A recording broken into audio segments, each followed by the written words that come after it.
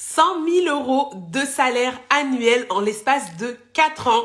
Arthur est passé de 35 000 à 100 000 euros de salaire annuel et aujourd'hui il va venir nous raconter son parcours mais aussi les clés qu'il a mis en œuvre pour réussir à passer à 100K de salaire. Donc si toi aussi ça t'intéresse de passer à 100 000 euros de salaire annuel, tu es au bon endroit. Hello tout le monde, j'espère que vous allez tous et toutes très bien.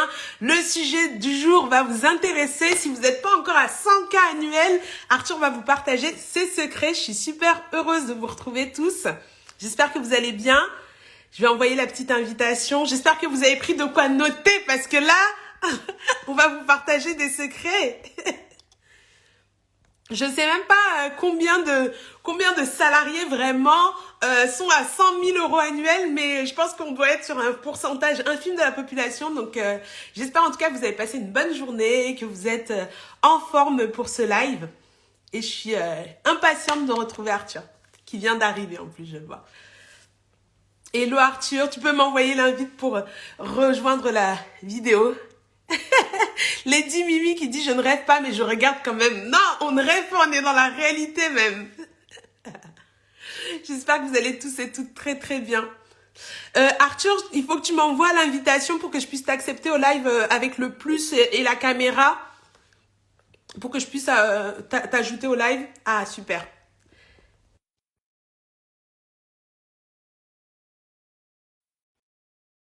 Normalement, c'est tout bon.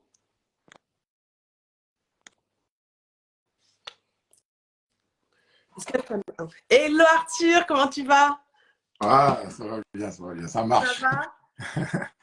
Merci beaucoup d'avoir accepté mon invitation et de venir nous partager tes petits secrets. Ouais, j'espère que ça va apporter pas mal d'astuces à des personnes qui sont dans ce cas-là et qui cherchent à Augmenter leur cet salaire. objectif. Exactement. Il y a LCI qui dit « J'ai lu plusieurs fois l'intitulé ». Donc, faut bien écouter et ouvrir les oreilles parce qu'on est sur de la réalité. J'espère que vous allez tous et toutes bien. N'hésitez pas à nous dire dans le chat si vous m'entendez bien, si vous entendez bien également Arthur de son côté. Avant qu'on démarre le live, je vous rappelle juste 2-3 petites règles pour que ce soit assez fluide et agréable. Si vous avez des questions à poser à Arthur ou à moi, n'hésitez pas à utiliser la petite boîte à questions. C'est le commentaire avec un point d'interrogation dedans. Comme ça permettra de stocker les questions et qu'on ne les zappe pas parce que dans le chat, ça va assez vite. Et le live sera bien enregistré, il sera en replay. Donc, vous pourrez le regarder. Merci Aurélie. Vous pourrez le regarder aussi en replay si vous manquez un bout ou si vous devez partir avant l'heure.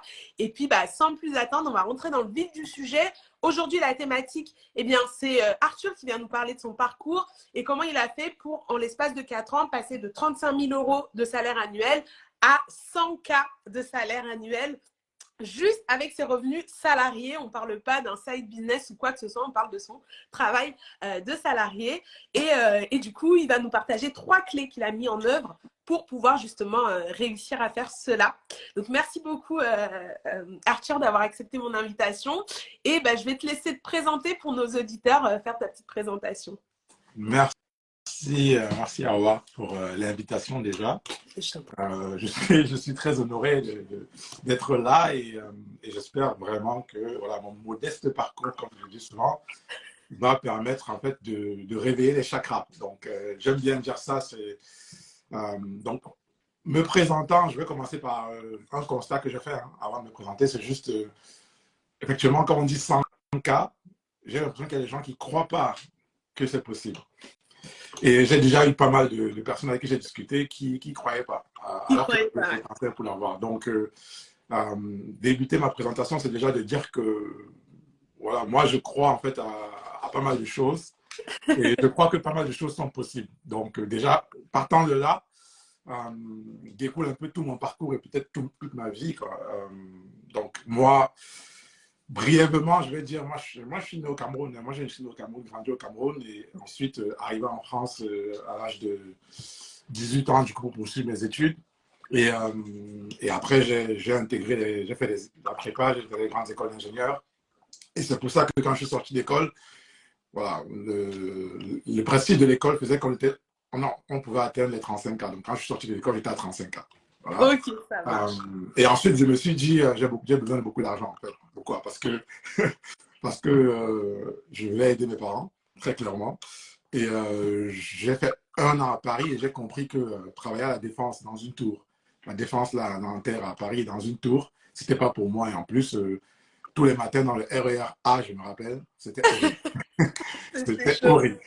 Donc, du Ah, coup, j'ai attends, commencé. juste avant qu'on rentre sur vraiment tout ton parcours et ce qui t'a fait cheminer, aujourd'hui, est-ce que tu peux nous dire quel est ton métier, qu'est-ce que tu fais dans la vie et du coup, où tu es aujourd'hui? Parce qu'on m'a dit 100 cas en France, ce n'est pas possible, il est parti à l'étranger, etc. Donc, qu'est-ce que tu fais aujourd'hui dans la vie? Et puis après, on retracera peut-être ton parcours étudiant juste après.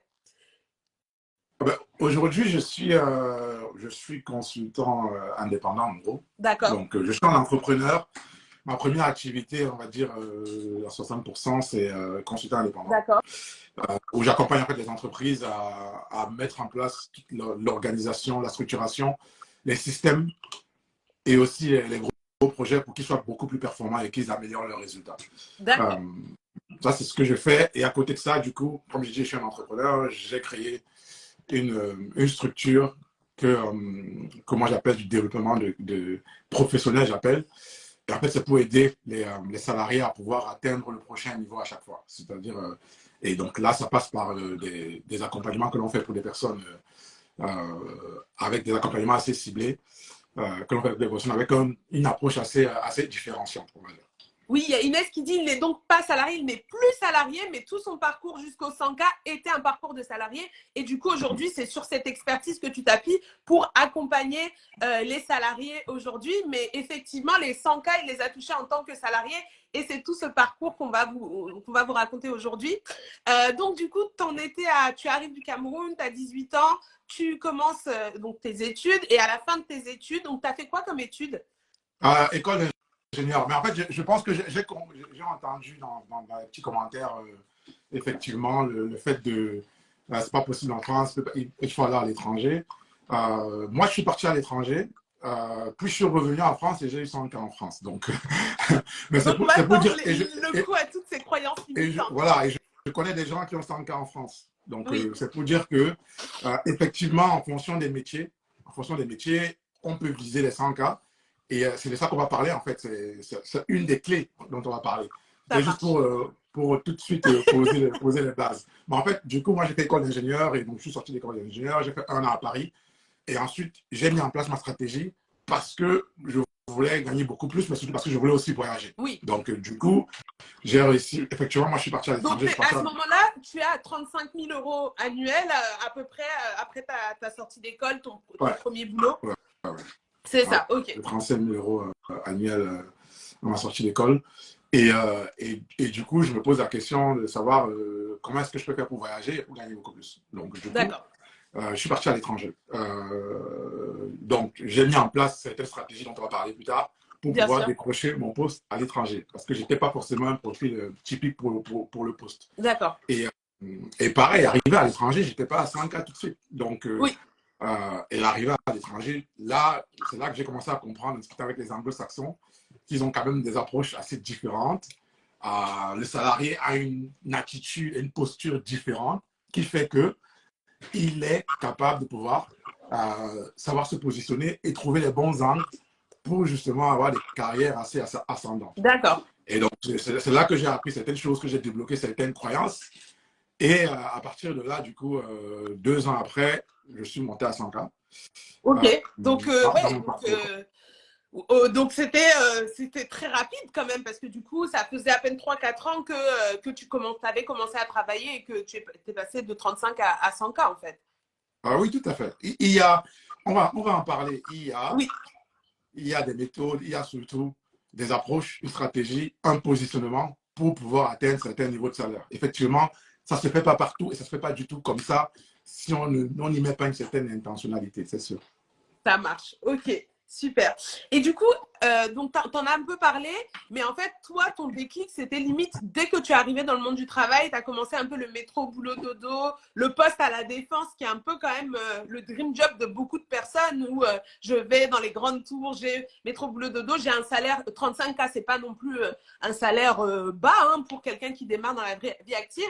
Est-ce que tu as eu un déclic particulier qui t'a dit vraiment là, ce salaire me suffit pas, il faut que je parte à l'étranger pour aller gagner plus ou est-ce qu'à ce moment-là, ta croyance, justement, c'était je suis obligée de partir à l'étranger pour gagner plus ou qu'est-ce qui a fait que tu es parti? Bah, il y a deux éléments. Le premier, comme j'ai dit, je voulais voyager. Moi, je suis un peu un aventurier. J'ai fondé plusieurs sociétés, par exemple, avant. Je suis reparti au Cameroun, parti en Angola, je suis parti aux États-Unis. Je suis un aventurier. Ok, Donc, déjà, être sur place, là, j'étais pas satisfait. L'entreprise dans laquelle je travaillais, je leur avais dit que je voulais partir à l'étranger, aller voyager. Ce n'était pas forcément une option pour eux. d'accord. Donc déjà, je m'étais dit, écoute, il faut que tu trouves un moyen de pouvoir partir à l'étranger, faire les choses qui te plaisent, c'est-à-dire voyager, rencontrer de nouvelles cultures. Donc ça, c'était la vraie force derrière. C'était même pas de me dire 100K. Moi, je ne pensais même pas à 100K. Oui, Je disais juste, je veux partir à l'étranger, pouvoir voyager et avoir un bon salaire. Mais ce n'était pas 100K dans ma tête. d'accord. Ça, c'est venu après. Ça marche. Oui, donc en fait, c'était plus les missions, la découverte de l'étranger, etc. Ouais. Ça marche. Bon, ben, je te propose, on va peut-être rentrer dans le vif du sujet et parler peut-être des clés que tu as mises en place pour justement peut-être décrocher ton premier boulot et commencer à faire évoluer ce salaire. Est-ce que tu peux nous partager peut-être la première clé que tu as commencé à mettre en place et qui t'a servi justement pour faire évoluer ton salaire?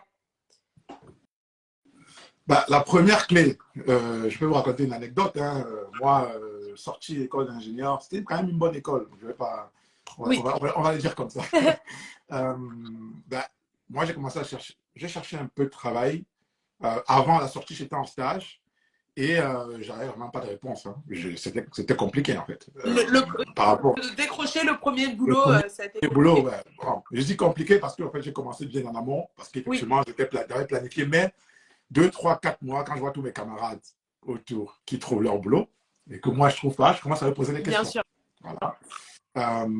Et en fait, ce que je faisais, c'est que j'envoyais des CV comme tout le monde. Et je me disais, j'ai une bonne école, j'ai de bons stages dans de bonnes entreprises, je vais trouver de boulot. Oui, Ben, je n'ai pas trouvé.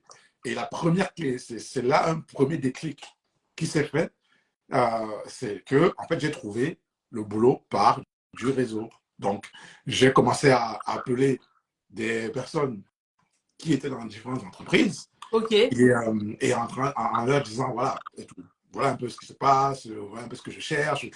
Je l'ai fait très mal à ce moment-là, mais au moins, je l'ai Mais, fait. C'est-à-dire que j'ai cherché des ouais. contacts, je les ai contactés, j'ai échangé avec elles, j'ai fait du relationnel. Et Et du coup, quand tu dis le réseau, à ce moment-là, c'est quoi ton réseau? Parce que est-ce que tu es passé par LinkedIn? Est-ce que tu es passé par des gens que tu connaissais de ta famille, des proches, des amis, de ton alumni de l'école d'ingénieur? C'est quoi que tu appelles ton réseau? à ce moment-là, mon réseau, c'était certains amis qui étaient dans d'autres écoles qui connaissaient les gens et D'accord, le réseau de mon école. d'accord, Effectivement, c'était pas ma famille n'était pas positionnée dans les entreprises que je visais. d'accord. Donc, c'était effectivement ça. Mais c'était pas LinkedIn. Moi, j'étais sur LinkedIn, mais en fait, LinkedIn pour moi, c'était un CV. Et voilà. Mettez dans les commentaires là ceux qui, comme à l'époque Arthur, comme moi aussi à une époque, pour nous, LinkedIn, c'est je mets quelque part mon expérience quand on est sur LinkedIn. Donc, mettez-nous en commentaire si vous, le réseau, c'est quelque chose que vous exploitez dans votre carrière ou si c'est pas du tout quelque chose que vous exploitez. Et si justement, du coup, comment est-ce que vous l'exploitez? Est-ce que vous utilisez LinkedIn dans votre stratégie? Ouais, c'est intéressant. On regardera les réponses. Mais Bien voilà, sûr. moi c'est ce que je n'utilisais pas LinkedIn. Après, c'était quand même, on parle de 2010. Hein. Donc, Bien sûr. Non, mais c'est à normal. l'époque, c'était Viadeo. Je ne sais pas si tu te rappelles de ça. C'était plutôt Viadeo. C'était le réseau. Il y avait Oui, un réseau c'est vrai, français aussi. c'était concurrent à l'époque, il n'y avait Exactement. pas LinkedIn qui s'était encore détaché. Et en France, on était beaucoup sur Viadeo et je me rappelle que j'avais un profil Viadeo. Je ne sais pas ce qu'il est devenu clairement aujourd'hui. Ah oui, il y a beaucoup de gens qui réagissent, ils disent clairement je suis dans la team LinkedIn égale CV, je ne l'utilise pas pour le réseau. Euh, Mais voilà, les gens qui disent le réseau, ce n'est pas quelque chose que j'exploite, surtout de peur de déranger, quoi. Donc, tu vas nous expliquer tout ça. Donc, toi, en tout cas, à ce moment-là, tu oses, tu en parles à des amis, amis d'amis, tu utilises le réseau un peu de ton école et c'est ce qui te permet de décrocher ton premier job. Ouais, de manière assez limpide. Ça s'est fait tout Ouais. seul, quoi.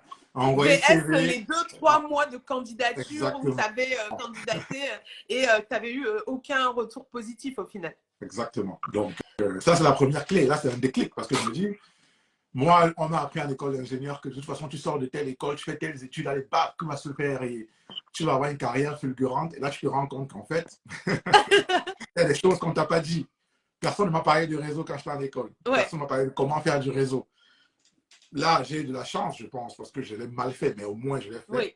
Et voilà, donc ça, c'est vraiment la première clé que je dirais.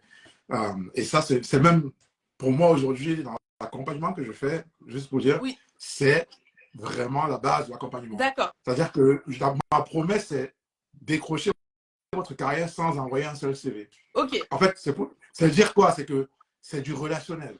Et à tous les niveaux. Même quand vous allez devenir entrepreneur, si vous devenez entrepreneur, c'est du relationnel. Ouais. Tout est relationnel dans ce livre. Bien sûr.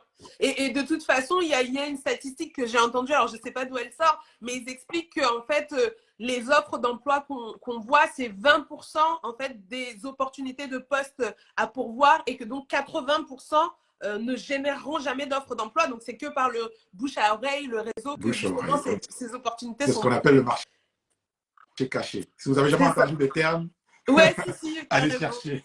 Ouais.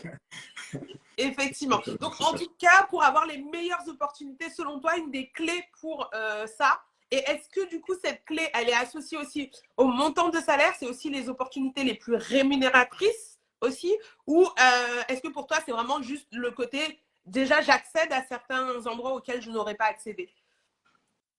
Il y a les deux, mais effectivement, vous avez plus en fait de marge de négociation et plus de chances d'avoir moins de réticence dans le salaire qu'on va vous attribuer quand vous passez par la recommandation. Oui. Okay? Donc oui, ça joue beaucoup. Et plus vous montez, plus ça joue. Je sais que moi, personnellement, j'ai décroché à un moment donné un poste justement par une recommandation. Et d'office, la première proposition qu'on m'a faite, bah, le salaire était déjà assez haut en fait. Et l'ami qui m'avait recommandé m'a dit, si t'ont proposé ce salaire, c'est justement parce que je t'ai recommandé, parce que d'habitude, en offre d'emploi, ils sont beaucoup plus durs en négociation. Mais là, comme il y a la considération de la personne qui t'a recommandé, eh bien, déjà, le salaire qu'ils te proposent, ils se disent, bon, je vais pas trop me griller parce que, bon, c'est quelqu'un d'important qui me l'a recommandé ou pas. Donc là, dans l'absolu, c'est pas quelqu'un qui avait un poste de ouf, mais rien que le fait d'être recommandé par quelqu'un, je pense que peut-être aussi sur ça, le salaire, on a, comme tu dis, une marge de négociation plus importante peut-être. Oui, il y a trois éléments qu'il faut comprendre. Pourquoi la recommandation marche? Pourquoi effectivement 80% c'est pas recommandation? C'est la première chose, c'est qu'il faut comprendre. Le processus de recrutement en lui-même est déjà coûteux à une entreprise. Parce que recevoir tous les candidats, pouvoir éplucher d'abord déjà les CV, recevoir tous les candidats, ne pas être certain, se dire est-ce que je vais lui demander des références, est-ce que je vais payer son ancien employeur, c'est coûteux. Une recommandation, ils ont déjà confiance parce que la personne qui vous recommande est dans l'entreprise et généralement, si elle vous recommande, c'est qu'elle a confiance en vous. Bien sûr. Voilà. Donc, ça, c'est déjà un truc qui fait en sorte que on baisse la garde et on dit, voilà, on a confiance. On a confiance. Et la deuxième chose, c'est que finalement, quand vous êtes recommandé, vous êtes un peu considéré comme une candidature en interne. Vous ne vous rendez même pas compte. Mais c'est que c'est comme une candidature en interne qu'on vous considère. Maintenant, c'est si vous vous foirez, c'est autre chose. Mais, oui, il faut assurer quand même derrière. Vous avez déjà le bénéfice du doute. Vous avez déjà le bénéfice du doute. Et la dernière chose, c'est que quand vous êtes recommandé, imaginez toutes les informations que vous allez avoir avant d'aller à l'entretien. Parce que vous connaissez la personne qui est à l'intérieur. Sans doute qu'on va vous appeler parce qu'on vous a recommandé, parce qu'on veut aussi montrer à la personne dans l'entreprise que, bon, on considère quand même l'effort qu'elle a fait. Donc, on va vous appeler. On va même vous dire souvent, oui, vous savez, si vous avez besoin de quelqu'un pour avoir cette information, on vous donne des trucs. On vous donne des éléments que vous n'auriez jamais si vous êtes comme quelqu'un d'extérieur. Donc, la recommandation, enfin, en tout cas, ça a été comme ça. C'est ça qui permet d'aller très vite. C'est la première clé. Ok, ça marche. Bon, on reviendra sur cette recommandation et particulièrement maintenant, comment tu utilises LinkedIn peut-être dedans aujourd'hui en 2023 par rapport aux premières fois où tu l'as utilisé. Mais effectivement, donc ta clé numéro 1, c'est vraiment le réseau, exploiter le réseau à fond parce que ça permet en tout cas d'aller chercher des salaires plus hauts, des meilleures opportunités de poste et en plus d'être mieux positionné pour obtenir ces postes-là une fois qu'on les a eu. Ok, ça marche. Une fois qu'on a cette première clé, qu'on commence un peu plus à utiliser son réseau, est-ce que tu aurais une deuxième clé donc, qui selon toi, t'a permis de vraiment réussir à verrouiller ça et à aller chercher des salaires plus importants? Oui, donc effectivement, la deuxième clé, mais j'ai pris un peu à l'envers parce que du coup, je racontais mon histoire. Mais en fait, si on veut aller très loin, il y a des secteurs qu'il faut cibler. D'accord. Il faut être tout à fait honnête. Il y a des types de métiers qu'il faut cibler, ou moins la configuration qu'il faut cibler. Et ça, c'est ce que moi j'ai fait. C'est-à-dire que je me suis posé la question de savoir, à l'époque, quel est le secteur où les salaires sont élevés? Quel est le secteur où les gens peuvent voyager? Quel est le secteur où les gens peuvent apprendre l'anglais? Parce que franchement, heureusement que tu me dis ça parce que à chaque fois que je dis aux gens, vous pouvez aller chercher plus haut en termes de salaire, les gens ils me disent, oui, mais moi dans mon secteur, il n'y a pas d'argent. Et ma phrase, c'est vraiment de dire, mais tu ne peux pas traire une vache qui n'a pas de lait. Être stratégique, c'est pas rester dans un secteur où il n'y a pas d'argent, c'est aller chercher les secteurs où il y a de l'argent et aller faire peut-être soit le même métier, soit évoluer. Mais c'est à toi d'aller chercher l'argent. L'argent ne va pas venir à toi là où tu es forcément. Ah non, non, c'est sûr, hein, c'est sûr. Et tu as tout à fait raison. Tu as tout à fait raison. Donc, il faut absolument aller chercher. Et même dans mon parcours, je veux juste dans mon parcours, quand je vous dis que je suis revenu en France, oui. Mais je suis venu en France et j'ai changé de secteur. Pourquoi? Ok, parce qu'en alors France, tout à l'heure, il y a eu la question, une question intéressante. Quand tu es parti à l'étranger, tu es parti dans quel pays? Quand tu disais que tu es parti à l'étranger. En Angleterre. En Angleterre? Ok, ouais. Ça marche. Et tu étais dans quel secteur d'activité, du coup, en Angleterre? C'était le pétrole et gaz. Pétrole et gaz. Et du coup, tu es revenu en France dans un autre secteur parce que, justement, tu avais fait cette analyse stratégique de voir qu'il y avait peut-être plus d'opportunités financières sur celui-là. Exactement. Ok. Et en fait, je me suis réorienté complètement, en fait, même là, aujourd'hui, entrepreneur que je suis, c'est parce qu'il y a 5 ans, j'ai pensé en fait à une réorientation qui devait m'amener où je voulais être. Donc, tout est stratégie. Après, ça marche ou ça ne marche pas. Ça peut toujours prendre un peu plus de temps que prévu. Bien mais sûr. il faut penser stratégiquement à se dire l'activité dans laquelle je vais, est-ce que c'est une activité qui est demandée? Est-ce qu'on paye dans cette activité? Ouais. Ça, c'est une base. On ne va pas recréer, réinventer la roue et créer un nouveau secteur. Ok, ça marche. Donc vraiment, l'approche stratégique, quelle question, par exemple, on peut se poser pour essayer d'analyser son secteur, regarder quelle recherche, par exemple, on peut faire pour essayer de comprendre est-ce que son secteur il est plutôt morose ou est-ce qu'au contraire, il y a des opportunités de croissance. Par exemple, en ce moment, on entend vachement parler de ChatGPT, des choses comme ça. Parce que des fois, on a aussi le syndrome de l'objet brillant. On a envie de courir un peu après tout ce qui passe dans les médias, quoi. Déjà, il faut déjà savoir quels sont les salaires qui sont pratiqués et quel niveau de salaire sont pratiqués et quel poste donne ces salaires-là. Donc, vous êtes dans un secteur. Ok. Pourtant, n'importe quel secteur. Et vous allez vous dire aujourd'hui, je sais pas, j'ai 2000 euros. OK? Et je veux monter je veux à terme, à 2 ans, 3 ans, parce que si on dit tout de suite, il faut oublier, mais 2 ans, 3 ans, je veux monter à 5 000, 6 000, 7 000. Très bien. La première question qu'on va se poser, c'est est-ce qu'il y a des gens qui touchent ça dans mon secteur? C'est la première chose. On va aller sur Glassdoor, ça c'est le site le plus connu. Bien sûr. On va aller sur Glassdoor, on va demander autour de nous, dans notre secteur, dans notre réseau. Dans notre réseau, voilà. Et tout, ça c'est la première chose. La première chose. Ouais. Si vous n'arrivez pas à identifier dans votre secteur des gens qui touchent ces salaires-là, ne vous imaginez pas que vous allez devenir l'élu. On n'est pas dans la matrice. Non, mais on va être honnête. Moi, je suis très pragmatique. Très pragmatique dans l'approche. Oui. Ne vous imaginez pas que vous allez être l'élu à qui on va donner, je ne sais pas moi, le 100 000 seul, alors que même votre boss n'a pas 100 000. C'est ça. C'est ça. Donc, voilà. Donc, ça, c'est la première question à se poser. Ok. D'accord. Voilà. Une fois qu'on a ces questions-là et qu'on a identifié les personnes qui touchent ça, quel est donc leur niveau de salaire? Maintenant, c'est ça. Quel est leur poste? Maintenant, ces postes-là, ça nous intéresse à terme. Si on cherche que l'argent, peut-être on va se dire oui, ça nous intéresse. Mais... Non, mais Faut trouver le juste équilibre. voilà, il y a des gens qui vont te dire, moi, ce poste, ça ne m'intéresse pas. Et Oui, ils ont tout à fait le droit de vouloir avoir un poste qui va les oui, épanouir.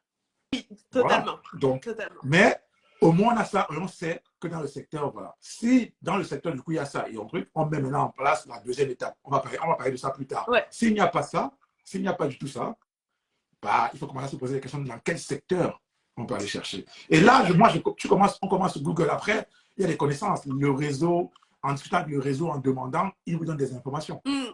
Sinon, même, moi, à l'époque, même taper sur une recherche sur Google. Mais moi, aujourd'hui, je connais les secteurs. Je sais très bien que la tech paye très bien. On sait très bien que la finance paye toujours très bien. Il y a des secteurs qui montent un peu tout ce qui est dans le green. Mais pareil, là, il faut toujours après aller chercher quels sont les postes qui payent très bien. Voilà. Exactement. Et il y a des secteurs comme ça, il y a des secteurs aussi où on paye peut-être bien, mais il faut comprendre quel type de contrat les personnes ont. Je sais que dans la vente et dans la tech aussi, par exemple, il y a ça. Bien Ça, c'est sûr. une recherche à faire. Une analyse à faire. Et Exactement. puis, il y a tout ce qui est études de rémunération où, au lieu de Exactement. regarder juste mon poste actuel et voir l'évolution de ce poste-là, bah, je m'ouvre. En fait, c'est être curieux et aller rechercher ce qui se passe dans mon secteur et dans les secteurs autour de moi pour voir quelles peuvent être les opportunités de demain, quoi. Exactement, c'est ça. Et après, quand on discute avec des gens, on va aussi lire des revues en fait, dans son secteur, voir un peu les revues. Il y a des revues métiers, hein, même juste Bien cadre sûr. d'emploi, tout ça, ils font des revues métiers. Il y a pas mal de trucs. Indeed fait des revues métiers. On regarde tout ça pour se dire, OK, voilà, aujourd'hui, à 2 ans, qu'est-ce qui arrive? Qu'est-ce qui vient? Ouais, ouais. C'est ça, en fait. Ça, c'est vraiment, je dirais, c'est quelque chose qui manque beaucoup à beaucoup de salariés. Ouais, Parce que totalement. beaucoup de salariés, j'ai mon métier et j'ai mon diplôme et il y a une tendance à se dire, ben, en fait, ça, c'est la connaissance que j'ai et je vais faire ce métier-là comme on me l'a appris pendant longtemps. Peut-être je vais évoluer un peu, mais voilà. Mais on n'est plus dans ce monde-là. Ce monde-là a changé. Et ça, c'était le monde de nos parents. De nos parents, voire grands-parents. Le changement aujourd'hui, c'est devenu la norme. Donc, C'est ça. il faut être très, très lucide sur le fait que même dans votre secteur aujourd'hui, vous pouvez vous retrouver 2 ans, 3 ans plus tard dans une crise que vous n'avez pas vu venir. Totalement, totalement. Donc, non, c'est super important ce que tu dis, Arthur. Merci de le préciser, de le répéter, parce que des fois, on sait venir les choses, mais on ne le conscientise pas. Et le fait là de voir que, bah, en fait, entre quelqu'un qui sort d'école, de la même formation, à 35 cas comme toi, et quelqu'un qui va du coup analyser les secteurs, choisir pertinemment ces secteurs, quelques années après, il y en a un qui sera à 100 cas en étant parti ou pas forcément parti, parce que comme tu expliquais, tu es parti en Angleterre, tu es revenu en France, et du coup, tu étais à 100K en Angleterre, 100K en France, donc c'est pas forcément que le lieu géographique, mais quelqu'un qui va juste se laisser couler, chercher les offres d'emploi et suivre un peu l'avancement qu'il y a dans l'entreprise, bah, tu vas avoir une différence salariale qui va être énorme. Tout à fait. Et alors, il y a quelqu'un qui dit, c'est vrai qu'il faut continuer à se former, même si on est en mission, en poste. Et donc, j'imagine que tu vas être que d'accord, Arthur, surtout, si on veut changer de secteur d'activité, je pense qu'il faut avoir les compétences aussi pour remettre dans le panier. oui, bah ça, c'est l'autre, effectivement, c'est une autre clé, effectivement.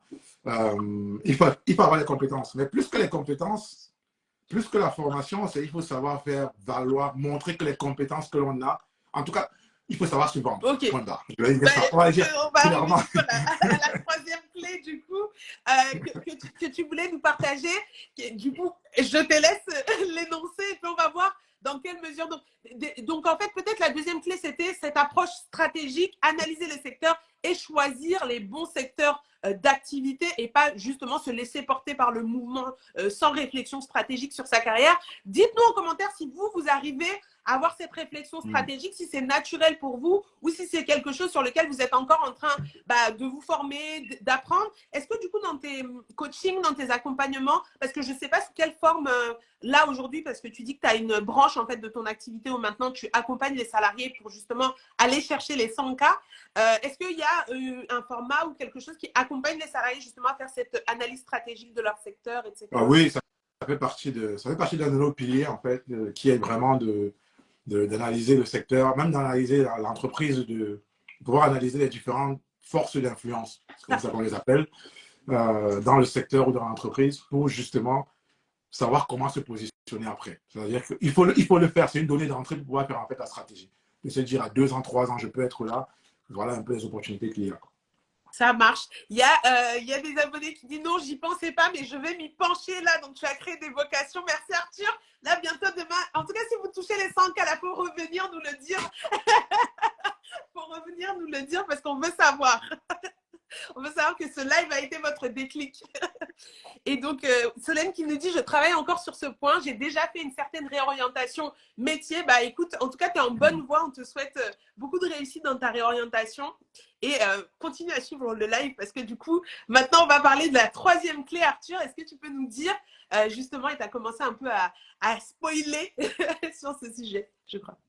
Ouais, ce que je voulais dire, c'est qu'il faut savoir se vendre. Maintenant, dans ce terme-là, on peut mettre beaucoup de choses. Okay. Mais dans le contexte de cette démarche un peu stratégique de dire je vais arriver à 100K, c'est il faut savoir comprendre quand on dit se vendre, c'est quoi.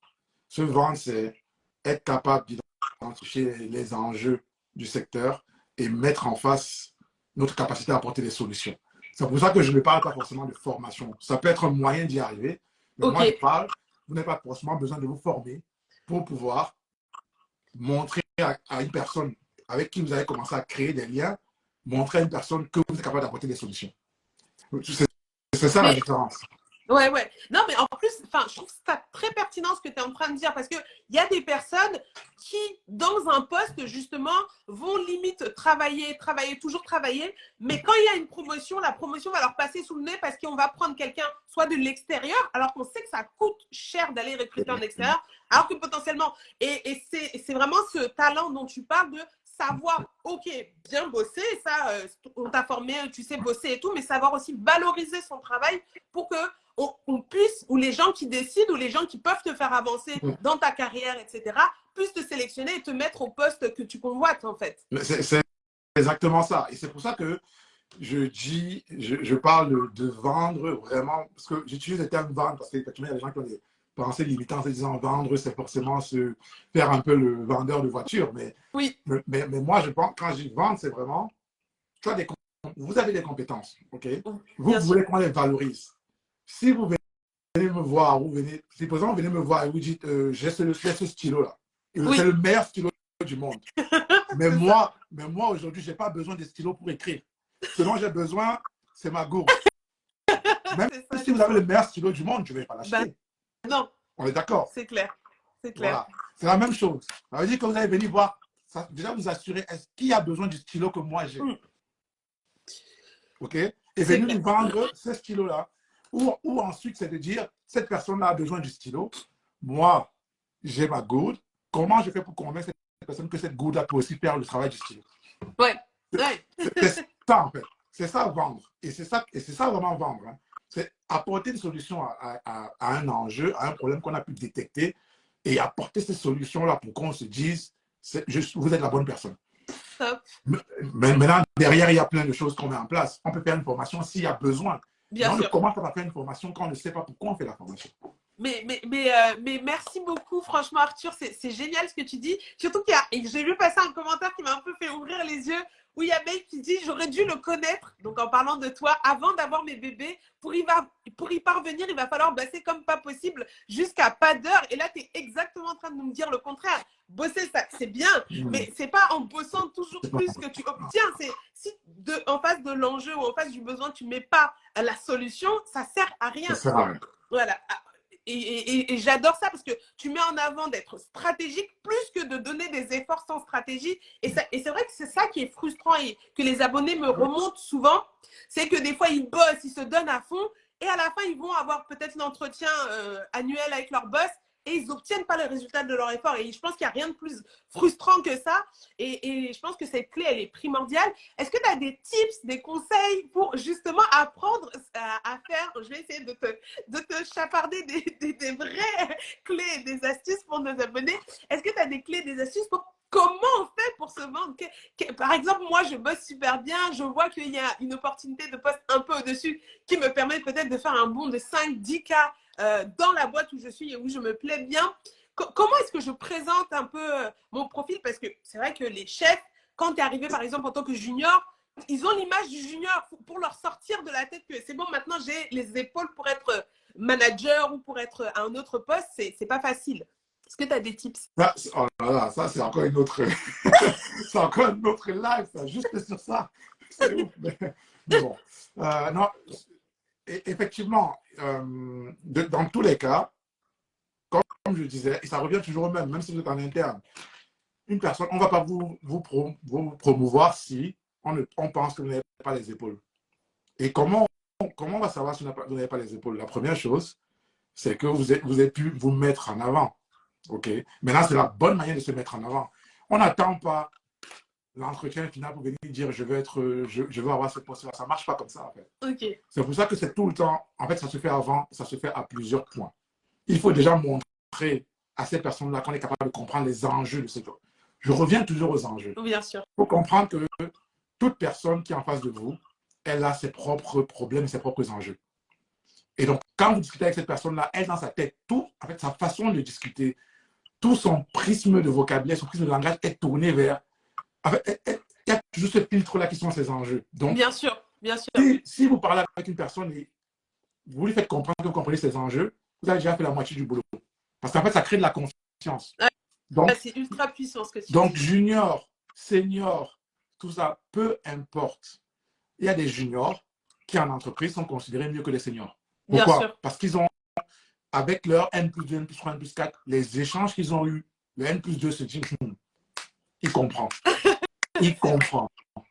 Et certaines personnes qui ont 10 ans d'expérience, moi je travaille avec des directeurs, je peux vous dire, même des gens qui sont dans le COMEX, qui sont incapables de comprendre, à leur niveau, c'est les enjeux de l'entreprise, qui sont incapables de comprendre ça.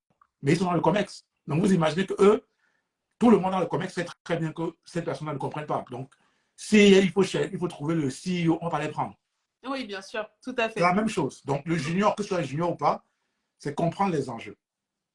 Comprendre les enjeux. Et pour comprendre les enjeux, je vais me rentrer dans le détail. C'est que pour comprendre les enjeux, il faut discuter avec la personne et il faut être curieux. Il faut vraiment être curieux. Ne pas rester dans son poste. Un junior, on vous dit de faire des fichiers Excel, vous faites des fichiers Excel et vous ne vous posez pas de questions. Prenez le fichier Excel que vous faites, allez voir une autre personne et vous dites à quoi ça sert ce fichier Excel? Bien sûr. Ça sert à qui? Le client utilise ça comment? Combien ça fait gagner à l'entreprise? Tout ça, c'est des enjeux que vous récoltez. Vous récoltez ces informations, vous récoltez la même information, vous allez voir votre boss un jour et vous discutez, vous dites, ouais, j'ai fait le fichier Excel et tout. Voilà, je l'ai structuré comme ça parce que je sais que voilà, ça va aider le client comme ça, comme ça, comme ça. Là, le boss te dit, attends, moi, je ne lui ai jamais appris ça à ce jeune homme. Comment il fait pour comprendre quelque chose que même le senior ne comprend pas? Vous comprenez? Et c'est avec ça, au fur et à mesure que dans la boîte, vous commencez à créer des liens et des personnes de confiance. Vous allez avoir des gens qui vont vous dire, ah, ce junior-là, il est performant. Il pige. Non, mais c'est totalement ça. Et ça fait rebondir parce que moi, j'accompagne souvent les gens, notamment dans des processus de négociation, de départ, rupture conventionnelle, etc. Et la grosse erreur que beaucoup font, c'est qu'ils vont voir l'employeur en demandant une rupture conventionnelle en parlant de leurs problèmes à eux. Oui, vous savez, j'ai un projet, j'aimerais faire une formation, j'aimerais faire ci. Mais en fait, l'employeur, ce n'est pas ses enjeux. Enfin, il a un salarié qui bosse bien, qui lui règle des problèmes. Et toi, tu viens avec tes problèmes et tes enjeux en disant, bah, ok, sois gentil et donne-moi. Mais les gens ne sont pas là. Même si on est salarié, on est là pour faire du business. Donc lui, il n'est pas là pour te donner une rupture conventionnelle. Il a créé sa boîte pour gagner de l'argent pour lui. Donc, en quoi ça lui rapporte de t'accorder cette rupture conventionnelle? Et là, c'est vraiment ce que tu es en train de dire. Mettez-vous dans les chaussures, en fait, de la personne que vous voulez convaincre. Et qu'est-ce qu'elle a gagné à te donner cette promotion, à te donner cette augmentation de salaire pour comprendre, en fait, comment l'obtenir? Exactement. Et ça marche dans la vie aussi. Hein. Oui. Vous avez des partenaires, vous avez des enfants, vous avez des amis. Ça marche pareil.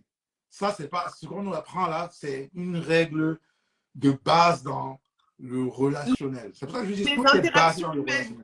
Les relationnels, c'est une règle de base. Ouais. Vous voulez convaincre quelqu'un, posez-vous la question de savoir ce dont vous lui parlez, qu'est-ce que ça lui apporte.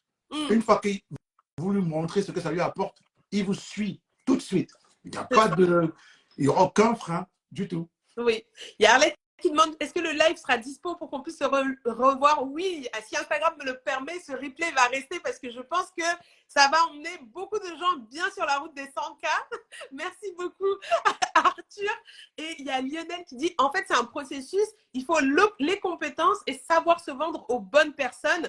Et tout le monde ne va pas être consultant freelance. Bon, j'ai pas compris trop la fin de la phrase, mais effectivement, qu'on soit consultant freelance, qu'on soit salarié, c'est la même mécanique en fait qui est derrière la vente. Bien sûr, c'est la même mécanique. Là, on parle de la mécanique de la vente. Les entrepreneurs utilisent la même chose. Moi, je vous dis, en fait, c'est pas lié à l'activité qu'on fait. C'est la nature humaine. C'est la nature humaine. Vous, c'était pareil quand vous étiez petit. Si vous vous rappelez bien, vous ne faisiez que ce qui vous intéressait. C'est comme ça. Et vos parents, sans doute, ont dû user de certaines astuces, des fois, pour vous permettre de faire certaines choses. C'est la nature humaine. Donc, vous n'allez pas changer la nature humaine. Il faut juste apprendre à la connaître et ensuite l'utiliser pour pouvoir atteindre vos fins. Vos objectifs et vos fins. Ok, ça marche. Merci beaucoup. En tout cas, c'est vraiment super intéressant. Si je récapitule les 3 clés vraiment que tu nous as partagées, c'est la première d'utiliser son réseau, d'être bien entouré. Et moi, ce que j'ai aimé dans cette clé que tu as partagée, il y avait vraiment l'entourage. Tu disais, après, en deuxième, dans la stratégie, d'analyser le secteur et de voir déjà si le salaire que je vise autour de moi, dans mon réseau, dans le secteur dans lequel je suis, est-ce qu'il y a des gens qui touchent ce salaire? Oui. Et au final, on se rend compte que quand les gens sont peut-être pas au salaire qu'ils voudraient, au final, autour d'eux, ils n'ont que des personnes qui soit gagnent moins qu'eux, soit sont dans le même état d'esprit. Et du coup, ça va alimenter toutes les croyances limitantes et tu ne vas pas pouvoir mettre les bonnes techniques en route. Et en fait, la troisième, c'est savoir se vendre et savoir se mettre dans les chaussures de la personne pour justement bien lui vendre ce que tu as envie de faire. Donc, merci beaucoup pour ces 3 clés. Je ne sais pas si tu as envie de rajouter quelque chose justement à ça. C'est les 3 grosses clés. Après, autour de ça, il y a énormément de choses. Sur chacune des clés, c'est toute une… Oui, on peut développer. Voilà, exactement, on peut développer pendant très longtemps, mais beaucoup de gens… Si on veut, quand on parle de salaire, les gens vont te dire… On a une étude, en fait, qu'on a analysée et on avait posé la question aux États-Unis de se dire… on a posé aux gens, on avait dit… À votre avis, qu'est-ce que vous pensez qui est important pour avoir un certain salaire, en fait, pour les gens qui ont les gros salaires? Bien sûr. Et les gens avaient dit, oui, travailler très bien. C'était ça. D'autres, c'était, oui, les formations, les diplômes. D'autres, c'était, oui, il faut pouvoir connaître le boss. D'autres, c'était la chance et tout ça. D'ailleurs, n'hésitez pas à nous dire en commentaire ce que vous en pensez. Est-ce que vous partagez ces croyances ou que du coup, à votre avis, qu'est-ce qui vous empêche ou qu'est-ce qu'il faut pour atteindre les salaires dont vous rêvez? Voilà, c'est ça. C'est quoi les leviers sur lesquels vous allez vous appuyer? Est-ce que c'est bosser très dur? Tout à l'heure, on a eu justement ce commentaire qui est remonté en disant maintenant j'ai des enfants, je ne peux plus bosser dur comme avant, donc c'est fini pour moi le fait d'avoir des gros salaires. Est-ce que c'est… Et j'ai beaucoup aussi… Bah oui, mais c'est facile. Arthur, il a fait une école d'ingénieur. Moi, j'ai pas fait des grandes études, donc c'est fichu pour moi aussi. Connaître Lionel qui dit qu'il faut connaître les bonnes personnes. Charles Zen qui dit il faut négocier, parler avec les bonnes personnes. Donc, en tout cas, les leviers. Et donc, tu disais travailler dur, la chance. Est-ce qu'il y en a qui pensent que c'est une question aussi de chance? Et voilà. Et changer de boîte aussi, ça aide. Ça fait partie du parcours, changer de boîte. Une fois que vous analysez que vous êtes dans une boîte qui ne peut pas vous permettre d'atteindre vos objectifs, dans une boîte qui vous freine par rapport à vos ambitions, c'est normal de changer de boîte. Moi, je dis, on n'est plus à l'époque de nos parents. C'est normal de changer de boîte. Vous avez des objectifs. Il y a des boîtes qui ne sont pas faites pour pouvoir vous permettre d'atteindre vos objectifs. Il faut être réaliste, très pragmatique. Il faut être vraiment pragmatique. C'est ça. En tout cas, il y a de belles stratégies. Par contre, la stratégie 80-30, je ne connais pas, Audrey, si tu peux nous en dire plus. Et on a toujours tendance à penser qu'il faut prouver sa valeur, nous dit Mimi Life. Qu'est-ce que tu penses de ça? Est-ce qu'on doit prouver sa valeur pour pouvoir demander plus, une promotion, etc. Avant, en tout cas, de la demander ou pas? Bien sûr, on doit prouver sa valeur. C'est évident. Maintenant, ça veut dire quoi, prouver la valeur? C'est ça. Prouver la valeur, pour moi, c'est juste créer une image perçue auprès de la personne qui va décider de quelqu'un qui est capable. Ce n'est pas forcément être capable. Je C'est dis, ça. c'est l'image que tu crées. Et donc, identifier les enjeux, montrer qu'on est capable de répondre aux enjeux, c'est prouver sa valeur. C'est ça. Et je pense qu'il faut vraiment appuyer sur ce que tu es en train de dire parce que la grosse arnaque, en tout cas, qu'on a beaucoup, en tout cas dans les entreprises françaises, je ne sais pas si ça se passe comme ça chez les anglo-saxons, c'est qu'on va te dire, bon, bah, je te place en tant que tu étais peut-être junior, je te passe maintenant en tant que responsable, tu vas travailler 1 an au salaire de junior. Quand tu m'auras prouvé que tu as les épaules, enfin, que tu sais faire le boulot, donc tu auras travaillé 1 an gratuitement, à ce moment-là, on va discuter peut-être que je t'augmenterai. Et c'est ça qu'on nous vend comme étant prouver sa valeur. Et là, tu viens de nous dire le contraire. Quand je te prouve déjà, dès l'entrée, au moment où tu veux me prendre pour le poste, que j'ai les épaules, j'ai déjà prouvé ma valeur. Sinon, tu ne serais pas en train de me recruter pour prendre ce poste-là, en fait. Exactement. La situation dans laquelle on met les personnes pendant je ne sais pas combien de temps, là, Oui. souvent, si on regarde bien, on va se rendre compte que c'est peut-être pas les entreprises sont alignées avec vous. Sincèrement. Souvent, c'est ça. Et donc, les entreprises, elles utilisent ces mécanismes-là. Il faut regarder un peu ce qui s'est passé avant. Peut-être qu'il y a d'autres personnes qui ont eu le même truc, on leur a mis là 1 an et après, on a changé de poste. Donc, il faut bien analyser votre environnement, analyser vraiment les valeurs de votre entreprise pour comprendre si c'est une entreprise dans laquelle vous pouvez vraiment obtenir les opportunités que vous cherchez. Ça fait partie du parcours. Je suis désolé, mais ça fait partie du parcours. De changer d'entreprise, ça fait partie du parcours. En tout cas, il faut être prêt à le faire parce que soit l'entreprise, et du coup, ça met derrière le fait que toi-même, tu as ton propre agenda, tes propres objectifs et tu vas sélectionner les entreprises qui rentrent dans la lignée de cet agenda, de cet objectif. Et à partir du moment où tu vois que ça ne va plus, bah, tu changes soit de secteur. Tu disais même carrément d'être capable de changer de secteur. Alors, changer de boîte, c'est même pas une question, en fait, si c'est nécessaire. Non, exactement, exactement. Moi, c'est important en tout cas de comprendre ça, de comprendre. Je pense que les barrières, c'est normal, on construit tous certaines barrières dans nos esprits à tous les niveaux. Et c'est important de pouvoir les casser et de s'aligner avec ce qu'on veut vraiment. Ok, ça marche. Merci beaucoup, Arthur. Et on avait laissé le sujet de LinkedIn de côté, mais moi, j'insiste pour qu'on le remette parce qu'en 2023, il y a encore des gens qui ne sont pas sur LinkedIn ou qui l'utilisent que comme CV, qui ne savent pas est-ce que je poste, comment je poste, à qui je parle, comment je fais une demande de connexion, tout ça, comment je mobilise et j'utilise mon réseau pour justement mettre en place ces stratégies que tu viens de nous donner très, très gentiment. Merci encore, Arthur, pour toute cette valeur que tu partages. Comment on utilise LinkedIn en 2023? LinkedIn, c'est un réseau social comme Instagram et tout le reste. Donc, vous allez obtenir de LinkedIn que ce que vous y mettez. C'est comme tout réseau social et les gens l'utilisent de manière différente. Okay. Maintenant, moi, je veux parler plutôt dans le cadre de je cherche à créer ma carrière, je cherche à obtenir des gros postes et tout ça. Mais dans ce cadre-là, LinkedIn, la première chose à faire là, c'est de travailler sur son profil. Il faut mettre un profil propre en fonction de ses objectifs professionnels. Il faut renseigner toutes les sections.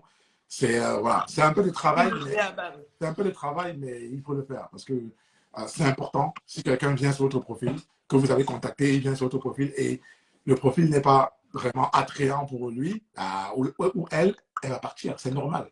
Okay? Et une fois qu'on fait ça, nous, ce qu'on fait en tout cas, nous, comme quand je dis qu'on n'envoie pas de CV, c'est parce que justement, c'est LinkedIn, LinkedIn, LinkedIn. C'est ça. On va créer du réseau sur LinkedIn. Okay. Avec des emails, avec des mails, en créant des contacts.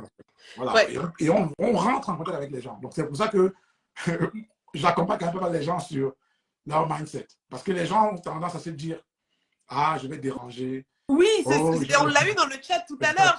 J'ai peur, j'ose pas déranger. Même le réseau qu'on connaît, on a du mal à leur demander des services. Et puis, on a ce côté peut-être égo ou orgueil ou de se dire, moi, je veux me débrouiller toute seule aussi ou tout seul. Et du coup, comment on fait pour rentrer? Pourquoi est-ce qu'il faut oser en tout cas? Pourquoi est-ce qu'il faut oser? Ça, c'est chaque personne qui peut répondre à cette question. Qu'est-ce que je veux? Quel est le résultat que je veux atteindre? Si je veux rester au niveau où je suis, bloqué dans ma carrière, je ne suis pas épanoui, je rentre le soir, je suis enragé parce que je n'ai peut-être pas eu la promotion, j'en ai marre quand je me lève le matin, le lundi. Si on veut rester dans ce cadre-là, on n'ose pas, il n'y a pas de souci, mais on sait tous que si on veut des résultats différents, il faut faire des choses différentes. Oui. Donc, dans tous les cas, il faut pouvoir avoir les recommandations. Et donc, il faut trouver un moyen. Maintenant, il y a des approches, on va dire, en fonction de la personnalité. Un introverti, peut-être que lui, dans tous les cas, il faudra qu'il envoie un message. Peut-être que lui va pouvoir peut-être échanger par message plutôt que d'avoir un appel. Oui. Mais il faut rentrer en contact avec les personnes. Par contre, il faut bien le faire. Oui. Il faut bien le faire. Et la première chose, c'est, on revient toujours à qu'est-ce que j'apporte à l'autre. C'est ça, en fait. C'est-à-dire que quand vous allez entrer en relation avec quelqu'un, vous allez vous poser la question, qu'est-ce que je peux lui apporter avant de lui demander une recommandation. Oui, tout à c'est fait. Ça, en fait. Et c'est comme ça qu'on construit une relation. Ça Moi, marche. j'ai un ratio que j'aime bien, que j'ai appris chez les anglo-saxons. Oui. C'est, il faut au moins 7 fois apporter de la valeur à quelqu'un. Même si c'est juste dire merci à quelqu'un, c'est de la valeur. Oui. Au moins 7 fois avant de lui demander une recommandation. Ouais. Mais notez bien, envoyer de la valeur 7 fois à la personne avant de lui demander un service en retour ou quelque chose, en fait, ou une recommandation. Du coup, quand tu dis recommandation, on parle de la recommandation LinkedIn où la personne va venir inscrire quelque chose sur ton profil pour te commander ou recommander notre objectif, une opportunité de poste. LinkedIn, c'est un outil. Non, notre objectif, c'est les postes, là. C'est les salaires, les gars. C'est les salaires, c'est pas LinkedIn. Il ne faut pas confondre. Non, le combat n'est pas le même. Le vrai combat, c'est de trouver le poste. Tout ce qu'on fait, toutes les stratégies qu'on met en place, c'est des outils pour y parvenir. Ça marche. C'est important de le préciser parce qu'effectivement, il y a le système de recommandation LinkedIn. Bon, c'est bien d'avoir un profil avec des tonnes de recommandations, mais si tu n'arrives pas à utiliser ou en tout cas à exploiter les contacts que tu te fais sur LinkedIn pour aller décrocher des vraies opportunités de poste, ça n'a pas d'utilité. Il ne faut pas oublier la finalité derrière et se faire consommer par le réseau social au lieu de l'utiliser à ses propres fins. Exactement. Et moi, je recommande toujours aux salariés, du coup, je demande, est-ce que tu utilises vraiment la puissance du réseau? Parce que pour moi, la puissance du réseau, c'est tu devrais être constamment en train d'échanger avec des gens. Parce que soit tu as des personnes qui vont t'apporter des informations sur certaines entreprises et qui vont t'apporter même un regard sur ton projet professionnel. Bien sûr. Il y a aussi ça. Et soit tu as des personnes qui, effectivement, vont aller jusqu'à te recommander. D'autres ne vont pas te répondre. Mais c'est pareil, c'est pareil. Il ne faut pas s'attendre à ce que je vais envoyer à une personne et une personne va me répondre. Non. C'est tout un jeu. Moi, quand je partais à l'étranger, donc je disais, je n'ai pas utilisé beaucoup LinkedIn. En fait, si, parce que j'envoyais quand même des messages sur LinkedIn. J'ai envoyé au moins 100 messages sur LinkedIn. Parce que, bah oui, parce que je ne connaissais pas les personnes en Angleterre. Bien sûr, il fallait que tu te crées un petit réseau avant d'arriver. Et puis même, je pense que c'est plus agréable de pouvoir déjeuner avec quelqu'un ou d'échanger avec quelqu'un quand tu arrives dans un pays. Et c'est vrai que ça peut faire peur même de changer de pays. Donc ça, c'est une façon de préparer le terrain avant d'arriver. C'est super smart. Mais oui. Bah, en fait, il faut être... Je reviens toujours, il faut être pragmatique. Ouais. Pragmatique dans le sens, j'ai un objectif. OK, quelles sont les actions que je peux mettre en place? C'est ça la stratégie. Très bien. Si je peux faire 100, je fais 100. Mais pour moi, avoir des recommandations avec des personnes qu'on ne connaît pas, il faut déjà trouver un moyen de les accrocher pour qu'elles puissent vous répondre. Ensuite, il faut leur apporter de la valeur pour qu'elles soient beaucoup plus ouvertes après. Bien sûr. Si vous ne leur avez rien donné, pourquoi vous espérez qu'elles vont vous donner quelque chose? Mais sachant qu'en plus, recommander quelqu'un dans ton entreprise, dans ton entourage professionnel, dans ton réseau professionnel, c'est quand même prendre un risque parce que la personne, moins tu la connais, tu ne sais pas ce qu'elle va faire, même rien qu'en entretien, elle peut te griller parce qu'il y a des gens qui ne sont pas si pros. Donc, forcément, ça va être important.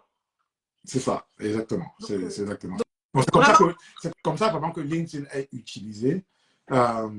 Et pour un salarié, il faut vraiment. Je vois un exemple d'apport de valeur. Ouais. Dans le corps. Mais c'est une très bonne question, ça. Ça pourrait être. Tu peux le citer, moi je ne l'ai pas vu. Vous voulez dire poster des posts régulièrement, entrer en contact directement avec des personnes de notre secteur? Ah oui, est-ce que tu peux nous donner un exemple d'apport de valeur? Est-ce que par exemple, quelqu'un qui vient de changer de poste, je lui laisse un commentaire en disant félicitations pour ta nouvelle opportunité? C'est déjà un petit apport de valeur. Un premier apport, un premier contact. Okay. C'est déjà un premier contact. Le fait par exemple de dire j'apprécie le parcours que vous avez eu, je suis en train de réfléchir à un truc, je pense que peut-être votre parcours est inspirant et j'aurais vraiment besoin d'un conseil de votre part. Ouais. C'est apporter de la valeur, ça. Parce que c'est donner de l'importance à la personne. Donc, on apprécie son parcours, d'une, et de deux, on est en train de lui dire qu'il est à un niveau tel qu'il peut donner un conseil qui aide quelqu'un qui essaie de se mettre sur et on vient un peu de manière humble. Maintenant, une fois qu'on rentre en contact, c'est-à-dire qu'on arrive à échanger et qu'on comprend dans quel environnement la personne travaille, qu'est-ce qu'elle aime, parce qu'on a peut-être eu un premier échange. Si par exemple elle aime lire, je ne sais pas quoi, vous pouvez lui faire des recommandations de livres. Bien sûr. Vous voyez, si par exemple, par contre, elle vous parle d'une situation dans son boulot, vous pouvez aller chercher des personnes qui sont dans le même, on va dire, métier, vous leur posez des questions, vous récoltez des solutions, vous leur envoyez ça. Mais c'est ça. Et puis même, je veux dire, t'entends parler des fois d'un événement de networking qui pourrait intéresser la personne parce qu'elle est dans ce secteur, rien que lui envoyer le lien en disant ça peut être bien. Tout ça, c'est. Mais ce qui ressort des conseils que tu es en train de donner, c'est vraiment, c'est pas au moment, parce que souvent, ce que je reproche à mes abonnés et aux clients avec qui je parle, c'est qu'ils attendent de ne plus en pouvoir dans leur poste actuel. C'est-à-dire, ils attendent, ça monte, et du coup, ils sont toujours dans l'urgence au moment où ils cherchent leur prochaine opportunité de poste. Et donc, là, ce que tu es en train d'expliquer, c'est tisser un lien qui se tisse un peu forcément sur la durée. C'est pas aujourd'hui, j'ai commenté un de tes posts, demain, je t'envoie un lien vers un webinaire et après-demain, je te demande une recommandation. Ça peut se faire sur plusieurs semaines, voire plusieurs mois, mais ça veut dire que c'est une habitude que j'ancre dans ma façon d'être sur les réseaux sociaux, dans ma vie professionnelle. Tous les jours, je me connecte ou toutes les semaines, je me connecte sur LinkedIn. J'essaie d'échanger avec quelques personnes pour avoir en fait un lien qui se tisse en fait. Mais oui, effectivement. C'est pour ça que au début, j'ai dit relationnel. On n'est pas dans la transaction. La transaction, c'est j'envoie mon CV. Pouvez-vous me recommander? Ça, c'est de la transaction. Bien. On est dans le relationnel. Et ce relationnel-là, pourquoi je suis un fervent défenseur de ce relationnel? C'est parce que ça va vous servir tout au long de votre vie et de votre carrière. Ouais, non, mais... Tout au long de votre vie. Cette approche, que ça devienne une habitude, ça vous sert dans toute votre vie et votre carrière. Ouais. Parce que là, vous parlez de ce move. Mais n'oubliez pas que dans 2 ans, 3 ans, vous allez vouloir un autre move. Bah oui. Ça, totalement. Et donc, une personne avec qui vous avez tissé des liens, vous allez apporter de la valeur comme ça. Vous ne savez pas où est-ce qu'elle sera dans 2 ans, 3 ans, cette personne. Totalement. C'est ça. C'est ça. Et quand vous allez rentrer dans l'entreprise, c'est la même démarche. Parce que moi, en plus, j'ai créé des programmes dans toute la chaîne. Et quand les gens rentrent dans une entreprise, ils ont 90 jours. Et en 90 jours, la même méthode dans l'entreprise permet de se positionner pour que dans 1 an, 2 ans, on ait une promotion. En fait. Oui, parce qu'il y a l'externe avec LinkedIn, etc. Mais il y a l'interne où, surtout quand tu es dans certains types d'entreprises où il y a des opportunités de poste, et il y a malheureusement aussi ce travers ou cette habitude de je mange qu'avec mes collègues, qu'avec mon équipe. Parce que c'est confortable, je les connais. Et puis les autres services, je ne sais même pas comment ils s'appellent, où ils sont, qui ils sont, alors que peut-être que d'autres opportunités peuvent faire. Il y a Fatih qui dit « dur tout ça pour un introverti, hein ?» Ben, je vais être honnête, moi je suis introverti. Hein. D'accord. Donc introverti, je ne sais pas si, peut-être qu'il y a beaucoup d'introvertis qui ne se connaissent pas. D'accord. Il y a 2 choses, introverti et timide, c'est 2 choses différentes. Donc si on dit qu'on est timide, voilà, c'est 2 choses différentes. Parce qu'introverti, c'est pas timide. Non, pas du voilà. Donc, moi, je suis introverti aussi. Donc, donc vraiment... Ouais, et j'avais eu une définition justement de introverti, extraverti, et ils expliquaient que les extravertis avaient une énergie qui était plus tournée vers l'extérieur et les introvertis avaient une énergie plutôt tournée vers l'intérieur. Et donc, ça veut dire que tu peux être pas du tout forcément timide, c'est juste qu'il y a des moments où tu vas avoir besoin de te ressourcer et que toi, exactement, quand tu te ressources, c'est je suis seule, etc. Alors que l'extraverti va avoir tendance à se ressourcer ou à échanger de ses idées en discutant avec les gens et ça lui donne de l'énergie, quoi, tu vois. Oui, ok, d'accord. Je vois, il y a, pardon, je n'ai pas introverti, je ne sais pas à qui ah oui. Candice qui dit que toi, tu n'es pas introverti. Moi. Et donc, oui, c'est ça, elle parle de toi, elle dit non, tu n'as pas l'air introverti. Et c'est là que en fait, les gens confondent. Mais voilà, il y a Fatih qui comprend en fait ce que je voulais dire. C'est qu'il y a une différence, les gens confondent. Ils pensent qu'être timide, c'est être introverti. Ce n'est pas la même chose. C'est ça. C'est pas la même chose. Moi, je suis introverti. Moi, moi comme ça, là, je passe des journées à parler à tout le monde. Des fois, le soir, j'ai besoin d'être seul. C'est clair. C'est clair. Donc, et de même que des personnes extraverties ont des accès de timidité. On peut être timide et extraverti, ça veut rien dire. Il ne faut pas confondre les deux. Mais effectivement, pour quelqu'un qui est timide, il y a un travail à faire, d'aller vers les autres, d'aller faire cet effort, de se dire, en fait, ça fait partie du boulot. Parce qu'en fait, le problème, c'est que les gens se disent, au même titre que bah, je ne sais pas si tu es comptable, que tu fais tes rapports fiscaux, etc. Bah, de la même manière, cultiver ton réseau, aller échanger avec tes collègues, ça fait partie du job de la même manière. Et donc, si tu ne le fais pas, tu es quelque part en défaillance sur ces points-là et ça va impacter ta carrière, en fait. Oui, c'est ça. Et en fait, je pense que les timides, il y a des exercices et il y a des façons de faire. Parce que même un timide, il faut comprendre pourquoi la personne est timide. Et nous, en fait, je me suis associé à des coachs. Pourquoi? Parce que justement, il y a des choses comme ça. Il y a ces parties croyances limitantes, timidité, tout ça. Moi, j'ai mon partenaire là qui est justement timide à la base. Il est, pardon, timide, Il est timide à la base et introverti, mais aussi un peu timide et qui est devenu même coach. Et qui m'a expliqué effectivement que non, en fait, les timides, c'est qu'il y a des raisons pourquoi les personnes sont timides. C'est souvent parce que soit elles se disent, soit c'est peut-être un manque de confiance, ou souvent ça peut aussi être que elles se disent la peur du regard de l'autre. Bien sûr. La peur de ce que l'autre va dire. Donc en fait, il y a ce truc à travailler. Et une fois qu'on travaille ça, on trouve des moyens de se mettre en action, même quand on est timide. Donc il y a des solutions en fait. C'est ça. En tout cas, pas se laisser arrêter par ses croyances limitantes. Et comme tu as expliqué, il y a des styles de façon de faire aussi pour aller communiquer avec des gens. Et on ne vous demande pas de vous dénaturer, vous transformer en commercial qui vend des tapis, mais vraiment de rester vous-même avec votre personnalité et d'aller trouver un moyen juste d'échanger avec autrui pour leur apporter de la valeur et tisser du lien pour faire votre propre réseau, en fait. Hein. Ouais. J'ai lu Mimi qui a écrit là que la timidité vient de l'enfance. Juste une petite anecdote. Moi, la semaine dernière, j'étais avec une personne qui nous expliquait que, parce que je fais aussi beaucoup de, enfin, je fais beaucoup d'introspection et tout ça. J'étais avec une personne qui expliquait que toute son enfance, on lui a dit qu'elle était timide. Toute son enfance. Et moi, je l'ai vu là la semaine dernière. En fait, elle n'est pas timide du tout. Parce qu'on lui dit, ah, elle est tout le temps calme, elle est tout le temps calme. Du coup, le calme, là, peut-être parce que dans l'enfance, peut-être que le temps, pendant le développement, tu observes beaucoup, donc tu te dis que j'apprends, et toi, on te dit, ah non, t'es timide, t'es timide, t'es timide. Donc, tu commences à te dire que t'es timide. C'est ça. On te met dans une case, et dans une case, ça devient ton identité. Oui, et donc, cette personne-là, à un moment, elle a juste décidé de ne plus être timide. Je ne dis pas que c'est facile, mais je dis juste que à un moment, elle a décidé, et quand elle a essayé, elle s'est rendue compte qu'en fait, elle n'est même pas timide.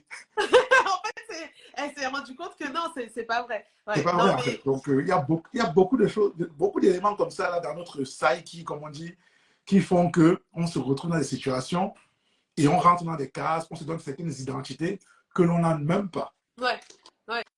Non, mais c'est très intéressant ce que tu dis. Et ça ramène limite une quatrième clé à toutes les clés que tu viens de dire. C'est qu'il y a vraiment un aspect mindset, état d'esprit et aller chercher, sortir quelque part de notre zone de confort pour aller dégommer toutes les croyances limitantes qui nous empêchent en fait d'agir. Parce qu'en fait, il y a beaucoup de croyances qui nous arrêtent pour mettre en œuvre tout ce qu'on sait qu'on doit mettre en place en fait. Ah, c'est exactement ça. Tu m'as demandé 3 clés, je t'ai donné 3 clés. Mais je t'avais dit, chez nous, on a 5 clés, avec 5 étapes. Une des étapes, c'est la partie croyance limitante. Et il y a une autre étape qui est la partie prise de parole. Parce que aussi, il y a des gens qui ont cette peur du regard des autres, ils ont l'impression qu'ils ne sont jamais assez éloquents. D'accord, oui, je comprends. Voilà. Oui, non, totalement. Ben, écoute, en tout cas, ça a l'air super intéressant. Où est-ce qu'on peut voir, justement, si on veut en savoir un peu plus sur ton programme, sur comment tu accompagnes les personnes? Est-ce qu'il y a un site internet que tu peux nous donner, on peut consulter? Oui, je pourrais partager. On a une page internet, je pourrais partager le lien. Et ensuite, ce qu'on fait, par contre, généralement, c'est qu'après, on offre même des sessions. Enfin, moi, j'aime bien faire des sessions des découvertes, stratégies avec les personnes, parce que les cas Merci Arthur, vous entendez? N'hésitez pas à commenter. Après, quand on mettra le replay, du coup, Arthur, tu nous mettras en commentaire peut-être le lien pour te contacter si on veut un appel découverte stratégique, etc. Comme ça, les personnes pourront te contacter. Et du coup, avant de terminer, je pense, est-ce que tu as un mot de la fin avant qu'on prenne les questions? Il y a au moins 5 questions là en attente pour toi. Donc, le seul mot de la fin que je dirais, c'est 100 cas, c'est possible. Et on en revient toujours à la base qui est en fait les blocages mentaux, les croyances limitantes. 100 cas, c'est possible. Je ne dis pas qu'il faut forcément viser les 100 cas, mais par contre, ce que je dis, c'est si on a l'intention de pouvoir être à l'aise avec son salaire, c'est largement possible. Mais par contre, il faut vraiment aller le chercher. Ça ne va pas tomber tout seul. J'ai entendu des personnes qui disaient que oui, tu as commencé en tant qu'ingénieur. Je sais, effectivement, Il y a aussi des gens qui n'ont pas commencé en tant qu'ingénieur, qui ont commencé en tant que technicien, qui ont monté. Donc, moi, j'en fais partie. Hein. J'ai voilà. doublé mon salaire en 4 ans. J'ai commencé avec un BTS. Et je connais des personnes qui ont commencé sans le bac, qui ont fini directeur commerciaux avec des salaires à pas loin des 100K, si ce n'était pas 100K. Quoi. Donc, c'est pas ça. C'est vraiment la stratégie, comme tu l'as montré tout à l'heure. C'est vraiment la stratégie, l'approche à son développement de carrière qui fait en sorte que vous allez toujours avoir ce que vous méritez. En tout cas, au moins aller chercher le plus possible. C'est ça, il y a Lionel qui dit si, visons les 100K pour au moins avoir 50. Que c'est la philosophie de viser la lune pour au moins atterrir dans les étoiles, en tout cas. C'est super. On va prendre les questions parce qu'entre-temps, il y en a un, c'est passé à 7. On va cliquer. Alors, une question qui dit comment négocier son salaire quand on est en contrat de professionnalisation. Alors, du coup, c'est une question de Mimi. Est-ce que du coup, c'est un contrat de professionnalisation alors que tu es déjà dans le monde du travail et que tu reprends une formation, ou est-ce qu'au contraire, tu es, on va dire, au début de ta carrière, on va dire, fin d'études? N'hésite pas à nous préciser. Arthur, je ne sais pas si tu veux du coup répondre. Bon, après, le contrat, là, elle est déjà en contrat. Donc, et elle essaye de négocier son salaire. De négocier ça. Mais je crois que les contrats de professionnalisation, c'est sur une durée non déterminée. Alors, la période de professionnalisation, en tout cas, est en durée déterminée. Mais en tout cas, elle dit elle finit de se former. Donc, ça doit être un premier job. Parce que je pense que ce n'est pas vraiment le contrat qui va déterminer comment tu négocies ton salaire, mais comment en démarrage. Je t'en prie, vas-y. D'accord. Mais ça revient à trois choses. La première, c'est de se poser la question de savoir qu'est-ce que déjà l'entreprise propose à la fin en termes de salaire des gens qui terminent en contrat de professionnalisation, quel est le niveau que les gars ils donnent. Il faut déjà comprendre qu'est-ce que l'entreprise est prête à donner ou qu'est-ce qu'elle a l'habitude de donner. OK. Et parce que c'est un premier point. Tu ne vas pas venir sans savoir ce que l'entreprise a l'habitude de donner et toi demander, je ne sais pas moi, le truc au-dessus x10. Ce n'est pas possible. Bien sûr. Ça, c'est la première chose. La deuxième chose, il faut que tu prennes assez tôt. Parce que les décisions, il faut regarder en fait le cycle des décisions dans une entreprise. Quand est-ce qu'ils décident qu'ils vont donner tant, qu'ils vont ouvrir ce poste et comment ils vont décider quel est le salaire qu'ils vont ouvrir. Et il faut se prendre donc tôt. Ça veut dire que si après ton contrat, tu sais que tu veux rester dans l'entreprise, il ne faut pas attendre les 2 derniers mois. Oui. Tout de suite, un an avant, commence déjà à dire à ton boss ton intention. Avec du coup, effectivement, en parlant de l'attachement à l'entreprise, en parlant de tout ça, quoi. Bien sûr. C'est pas que l'argent. Exactement. Le troisième point qu'il faut absolument savoir aussi, c'est aujourd'hui, à l'extérieur, pour le poste que tu cherches, combien on propose. Et si même tu peux m'arriver avec une proposition, c'est bien. Mais oui, si tu peux, ça reste un levier en fait de négociation. Bien sûr. Ça va être un vrai levier de négociation. Et le dernier point, une fois que tu auras commencé déjà à parler de ça et montrer, il faut que tu arrives du coup avec par contre là maintenant de vrais arguments. En gros, c'est de dire, d'une part, tu sais combien tu veux, donc tu vas venir en tête ce que tu veux parce que tu connais déjà un peu le marché, tu sais ce que l'entreprise peut donner, tu te positionnes par rapport à ça, fourchette haute, même un peu au-dessus, et après tu as tes arguments.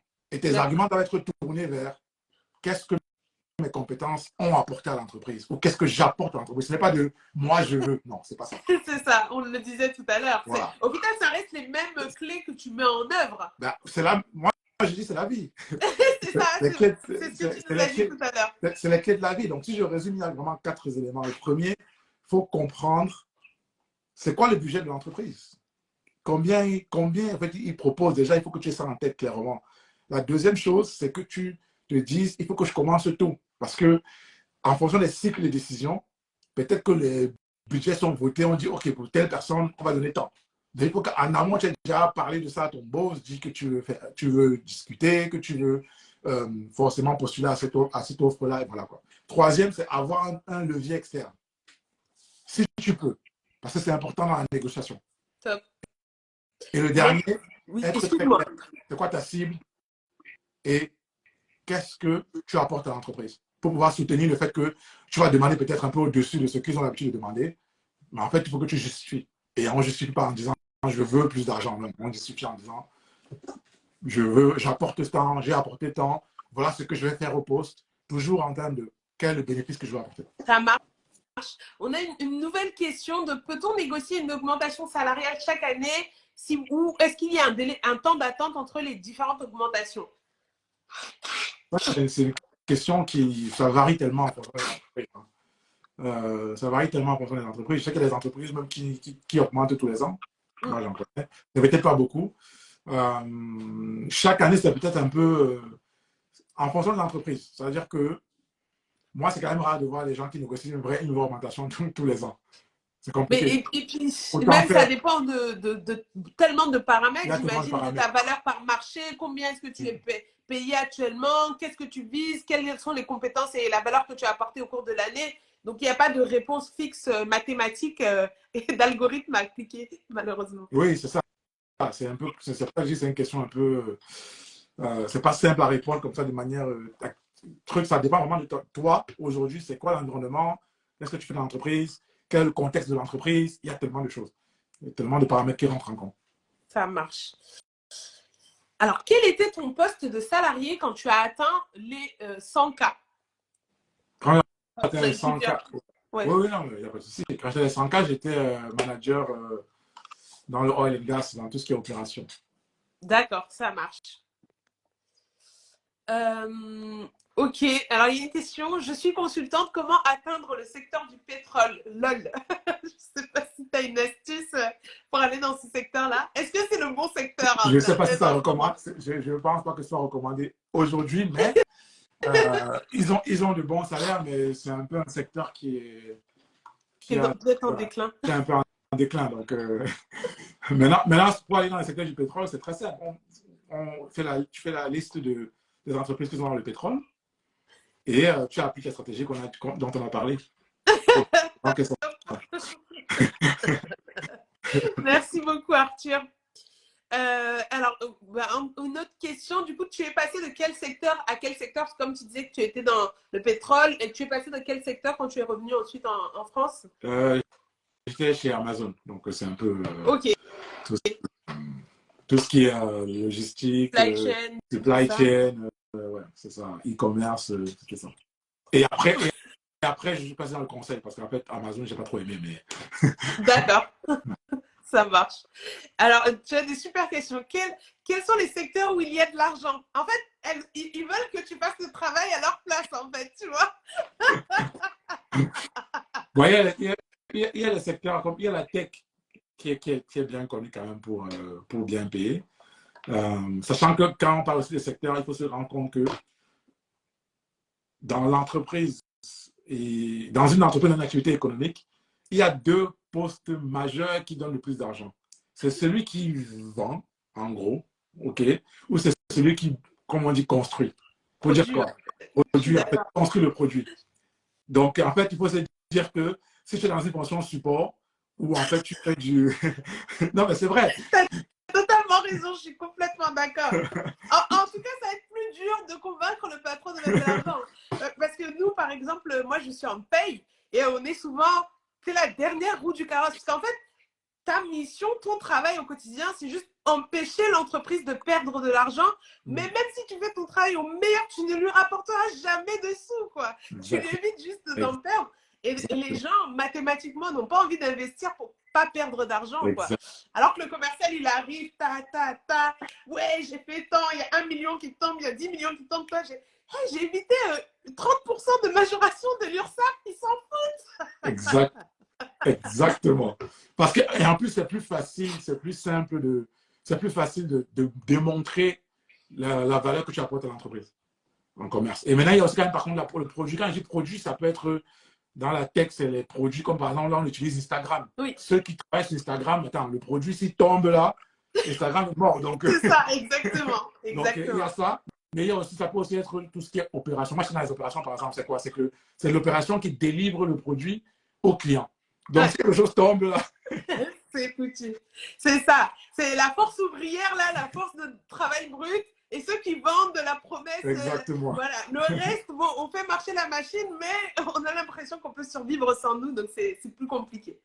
Ouais, c'est ça, exactement. Bon, après, il y a toujours effectivement les secteurs de la finance. Hein, je veux dire, ceux qui font l'argent, ceux qui rapportent l'argent, ben, on leur donne de l'argent.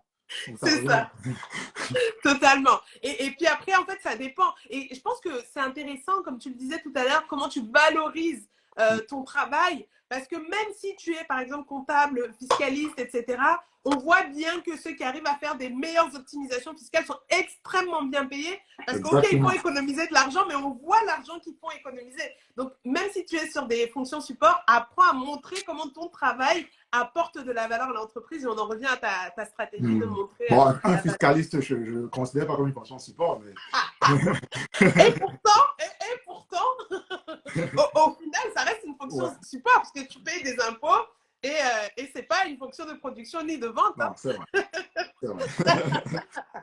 Mais ils ont tellement bien vendu leur truc que non, on ne considère plus ça. Ça impacte tellement le chiffre. Bah, ils font gagner de l'argent. On va le dire comme ça.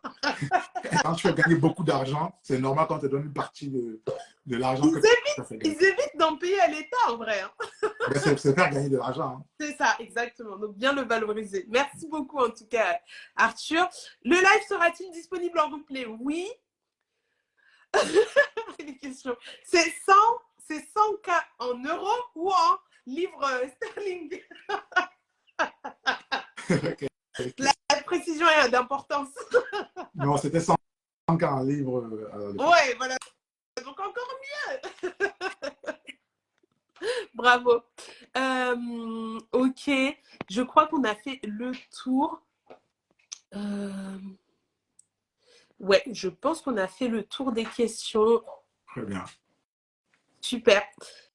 Et une dernière question qu'on va prendre pour la route. Comment développer efficacement son réseau, même si tu as quand même pas mal répondu au cours de ce live? Est-ce que tu as quelques derniers tips pour la route? Oui.